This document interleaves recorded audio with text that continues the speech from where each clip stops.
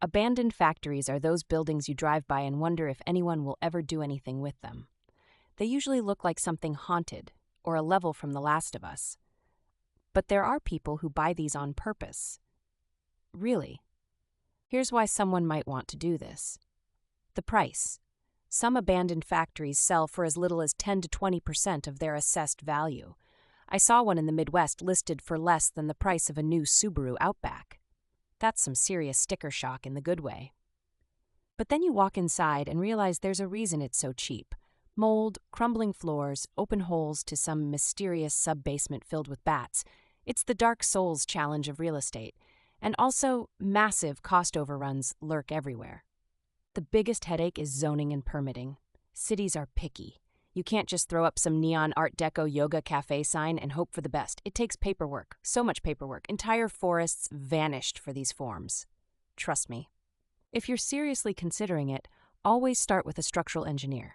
Not just the TikTok guy with a GoPro, but a real pro with license plates that say, "I fix beams." Because it's not just one cracked wall, it's the whole foundation sometimes. Expect environmental testing, too. These places had chemicals, asbestos, decades of dripping stuff.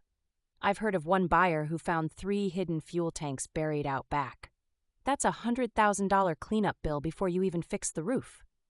A lot of people want to skip to the after photo, but in reality it can take 3 years just to get to safe to occupy. Average renovation costs on abandoned industrial buildings can run from $60 to $200 per square foot, and the surprises are never fun. Financing is its own adventure. Banks see abandoned and immediately put on their not interested hat. They treat these like radioactive wastelands. If you don't have cash or a line of credit the size of a freight train, start small or partner up. Once you've survived the red tape gauntlet, here's where it gets fun. Flexibility. These spaces are huge. I've seen old canneries turned into breweries, co-working spaces, even entire indoor farms. The blank canvas potential is honestly wild. But here's a pain point most gloss over. The community. Neighbors either love you or hate you for buying these. Some will hand you cookies and stories of their grandpa working in that smokestack.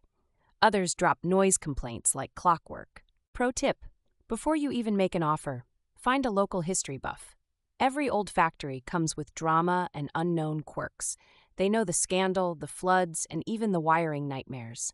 Seriously, these people are better than any due diligence checklist. Buying an abandoned factory is not for the faint of heart. But if you've got vision and a high tolerance for unforeseen costs, you can turn an eyesore into a community marvel. The real value is building something lasting. Just brace for the journey.